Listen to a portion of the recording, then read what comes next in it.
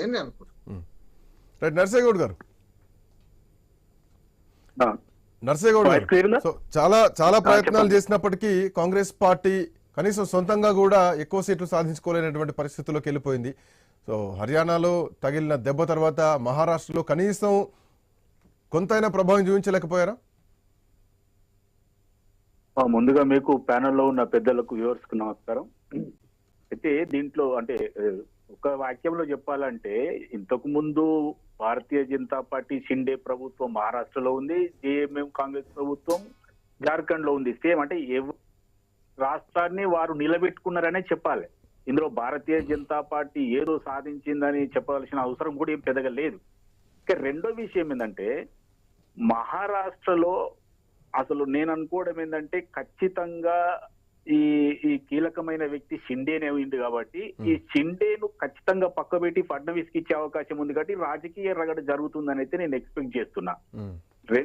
మూడో ముఖ్యమైన విషయం మేము ఓడిపోవడానికి కారణం ఏంటంటే లాడ్లీ బహన్ అనే ఒక స్కీము 21 ఉందంటే మేము 2000 అంటే వాళ్ళు 21 అని చేయడం వల్ల లాస్ట్ కు మాకు స్ట్రాంగ్ హోల్డ్ అయినటువంటి విదర్భలో కూడా మేము సీట్లు కోల్పోవడం జరిగింది. ఇప్పుడు కొంకణ్ లో షిండేకి వచ్చినాయి, విదర్భ మాకు స్ట్రాంగ్ హోల్డ్ అందులో కూడా పోయినాయి. ఈ 6 జోన్స్ గా ఉన్నటువంటి మహారాష్ట్రలో ఏ జోన్ లో కూడా మాకు అంటే ఈ మహిళల మద్దతు దొరికినట్టుగా కనిపించట్లే. ఎందుకంటే మహిళల దగ్గర ఈ పథకం తీసుకుంటున్నటువంటి మహిళల సంఖ్య 2 కోట్ల మంది ఉన్నారు. బట్ ఈ 2 కోట్ల మంది వన్ సైడ్ గా పోయినట్టుగానే కనిపిస్తాం. ఎందుకంటే మాకు అరౌండ్ 20నే కనిపిస్తుంది ఇప్పటికి కూడా లీడు. కాబట్టి ఈ విషయంలో బహుశా రాహుల్ గాంధీ గారు 2500 అని కనుక అని ఉంటే ఈ పరిస్థితిలో కొంత తేడా ఉండేది.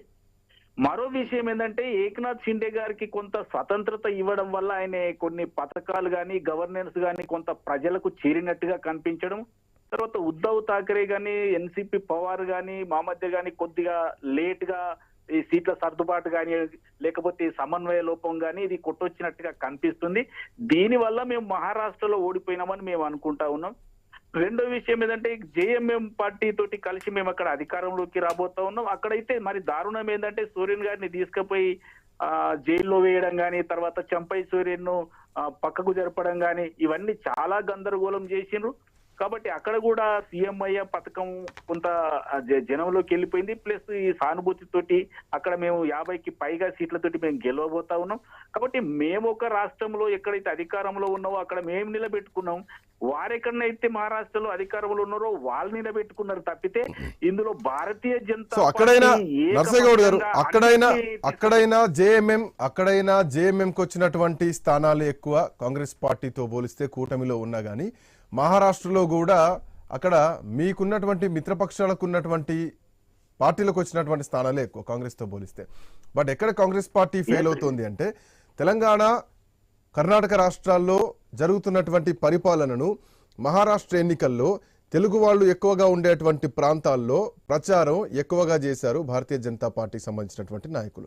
సో ఈ ప్రచార ఎఫెక్ట్ ఇక్కడటువంటి వ్యతిరేకత ఆయా రాష్ట్రాల్లో పడ్డది. కర్ణాటక ఎఫెక్ట్ తెలంగాణలో ఎట్లా పడ్డదో సో ఇక్కడిది కూడా కొంతవరకు అక్కడ తెలుగు ప్రజలు ఉండేటువంటి ప్రాంతాల్లో పడ్డది అన్నది ఇంకొక వర్షన్. అదే మీరు అన్నది ఈ మామూలుగా మీడియాలో చెప్తున్నారు కానీ వాస్తవం అది కాదు. 100% అది కానే కాదు. ఒకవేళ అదే అయితే అది వేరే పరిస్థితి వేరే ఉంటది. ఎందుకంటే ఇప్పుడు అట్లా వాస్తవం కాదు అని అంటే కర్ణాటకది తెలంగాణది కూడా వాస్తవం కాదనుకోవాలా? ఆ గాలే కదా ఇక్కడ బాగా వీచింది. లేదు, నేను పూర్తిగా చెప్తాను చూడండి. ఇక్కడ ఎందుకంటే 1 year అవుతుంది మన తెలంగాణలో గవర్నమెంట్ వచ్చేసి. దీని ఎఫెక్ట్ పడాలంటే పాజిటివ్ గా పడుతుంది తప్ప నెగిటివ్ గా పడే అవకాశం లేదు. ఒక 2-3 సంవత్సరాల తర్వాత ఏదన్నా వ్యతిరేకత ఉందంటే అది మనం అనుకోవచ్చు. ఇక్కడ నేను అనుకునేది ఏంటంటే 100కు 100% ఇవాళ 220 సీట్లు మహాయుతి కూటమికి రావడానికి ఏకైక ముఖ్యమైన కారణం లాడ్లీ బహనే. ఆ 21,100నే మా కుంప ముంచేసింది. ఎందుకంటే మేము వాళ్ళు 1,500 ఇచ్చినప్పుడు మేము 2,000 అన్నాం. అయితే వాళ్ళు లాస్ట్ మూమెంట్ లో ఏం చేశారంటే ఇంకో 100 పెంచడం జరిగింది. అక్కడ ఓటు పర్సెంటేజ్ కూడా ఎట్లుందంటే 2 కోట్ల పైచిలకు మహిళలకు ఈ పథకం అందుతుంది కాబట్టి వాళ్ళు వన్ సైడ్ గా సైడ్ వేసినట్టుగా కనిపిస్తా ఉంది.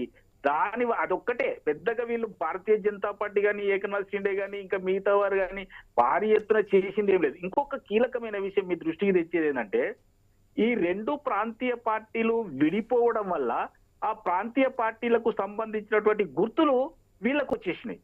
ఇప్పుడు ఎంత ఎంత కాదన్నా కొంతమంది ఆ గుర్తును చూసి వేసే వాళ్ళు కూడా ఒక 50% మెంబర్స్ ఉంటారు. ఎందుకంటే మిగతా కొత్త గుర్తు ప్రజలలోకి పోవాలి, ఎస్టాబ్లిష్ కావాలంటే కొంత టైం పడుతుంది. కాబట్టి దీంట్లో ఈ కొంత సక్సెస్ వీళ్ళకి వచ్చినట్టుగా కనిపిస్తా ఉంది. ఇప్పుడు ఉద్ధవ్ ఠాక్రే, ఇప్పుడు మీరు మహారాష్ట్ర బొంబాయికి పోయినా అక్కడ స్ట్రాంగ్ హోల్డ్ లో చూస్తే మీకు ఉద్ధవ్ ఠాక్రేకే ఎక్కువగా కనిపిస్తుంది. కానీ ఓటింగ్ వచ్చే వాళ్ళకి ఏమైపోయిందంటే వన్ సైడ్ అయిపోయింది. వన్ సైడ్ ఎందుకు అయిపోయిందంటే వాళ్ళకు ఈ 2 కారణాలు 3 కారణాలు. ఎందుకంటే అధికారంలో ఉన్నది ఒకటి, డబ్బు ఖర్చు పెట్టి ఉంటారు, మభ్య పెట్టి ఉంటారు, బెదిరించి ఉంటారు, తర్వాత వాళ్ళకు ఆల్రెడీ ఎస్టాబ్లిష్ అయినటువంటి గుర్తు వచ్చి ఉన్నది. కాబట్టి ఇక్కడ మోడీ ఉన్నారు. వీళ్ళందరి వల్ల ఏమైందంటే కొంత ప్లస్ పాయింట్ అయింది.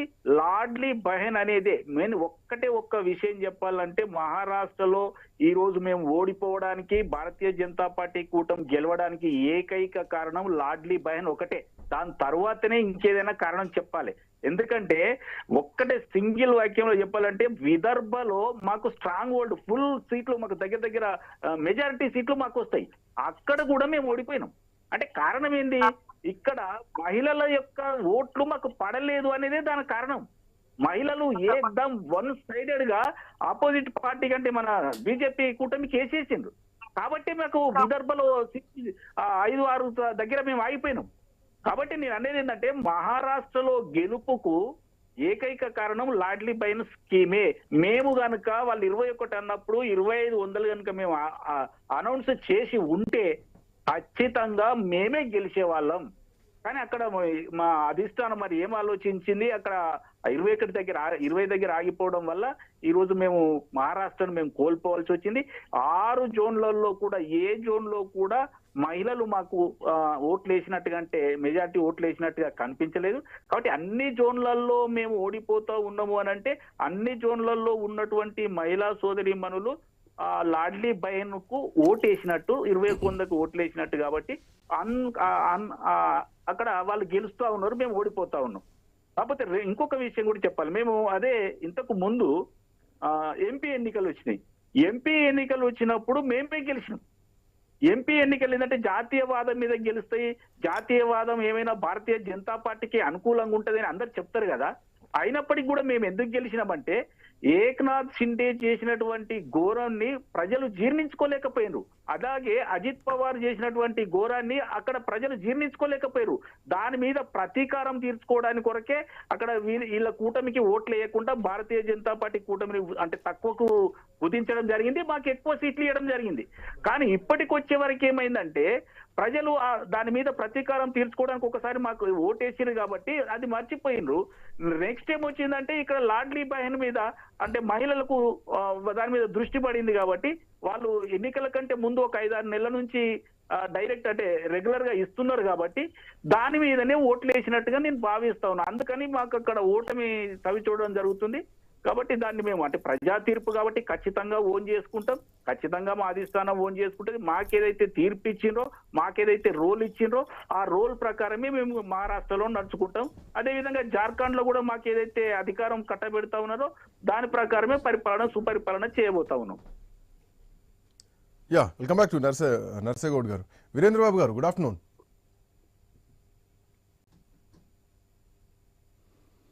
రైట్, మొత్తానికి మహాయుతి కూటమి అధికార దిశగా అడుగులు వేస్తోంది మహారాష్ట్రలో. ఒకవైపు జార్ఖండ్లో మళ్ళీ జేఎంఎం అధికార పగ్గాలు చేజిక్కించుకునేటువంటి దిశగా అడుగులు వేస్తున్నటువంటి క్రమం స్పష్టంగా కనిపిస్తోంది. సో ఇప్పటికే మనం చూస్తున్నాం మహారాష్ట్ర ఎన్నికల్లో చాలా అంశాలు ఈసారి కీలకమైనటువంటి పాత్ర పోషించింది స్పష్టంగా కనిపిస్తోంది. సో దీంట్లో భాగంగా భారతీయ జనతా పార్టీ ఈసారి సొంతంగా 125 స్థానాల్లో విజయ కేతనం ఎగరేయబోతోంది. ఇప్పటికీ 125 స్థానాల్లో లీడ్లో కనిపిస్తోంది. మరోవైపు శివసేన, షిండేకి సంబంధించినటువంటి శివసేన 55 స్థానాల్లో గెలుపు దిశగా అడుగులు వేస్తోంది. ఎన్సీపీ 37 స్థానాల్లో ఉంది. ఇక మహావికాస్ అఘాడీ మొత్తానికి 52 స్థానాలకే పరిమితం అయిపోయింది. కాంగ్రెస్ పార్టీ 19 స్థానాలకు, అటు ఉద్ధవ్ ఠాక్రేకి సంబంధించినటువంటి శివసేన 20 స్థానాలకు, ఎన్సీపీ కేవలం 13 స్థానాలకు మాత్రమే పరిమితమైనటువంటి పరిస్థితి కనిపిస్తోంది. సో గతంతో పోలిస్తే కంట అటు షిండే ఈసారి సొంతంగా తన చరిష్మాని చూపించాడు మహారాష్ట్ర ఎన్నికల్లో. ఎందుకంటే భారతీయ జనతా పార్టీకి పార్టీ పేరు మీద వచ్చినటువంటి సీట్ల కంటే కూడా పార్టీ చీలిన తర్వాత శివసేనకు వచ్చినటువంటి షిండే పార్టీకి గతంతో పోలిస్తే 14 స్థానాల్లో ఎక్కువ రావడం, సో ఇది షిండేకు చాలా కలిసి వచ్చేటువంటి అంశం. సో ఇట్లాంటి నేపథ్యంలోనే ముఖ్యమంత్రిగా ఎవరుండబోతున్నారు? మిత్రధర్మాన్ని పాటిస్తూ భారతీయ జనతా పార్టీ మళ్ళీ ఈసారి 40 కంటే ఎక్కువ స్థానాలు వస్తే షిండేనే ముఖ్యమంత్రి అని కూడా చెప్పడం జరిగింది. సో అన్నదానికంటే 40 కంటే కూడా ఎక్కువగా దరిదాపు 55 స్థానాలకు పైగా కూడా షిండే సంబంధించినటువంటి శివసేన ఈసారి గెలుపు దిశగా స్థానాలు సంపాదించుకుంది, అసెంబ్లీ స్థానాలు సంపాదించుకున్నటువంటి పరిస్థితి స్పష్టంగా కనిపిస్తోంది. వీరేంద్రబాబు గారు భారతీయ జనతా పార్టీ నాయకులు మనతో పాటు అందుబాటులో ఉన్నారు. వీరేంద్రబాబు గారు good afternoon. I think signal issue. Pashupati గారు good afternoon. Good afternoon. Pashupati గారు, ఇందాక మిట్ట నర్సయ్య గౌడ్ గారు ఒక మాట అన్నారు, మా మిస్టేక్స్ ఏంటి, మేము ప్రజల్లోకి వెళ్ళడంలో మా తప్పిదాలు ఏంటి, భారతీయ జనతా పార్టీకి కంటే కూడా మేము ఎక్కువ ఎక్కడ తప్పిదం జరిగింది అన్నటువంటి విషయంలో మహిళలు ఈసారి మొత్తం కూడా మహారాష్ట్ర మహిళలంతా కూడా భారతీయ జనతా పార్టీ వైపే ఉన్నారు.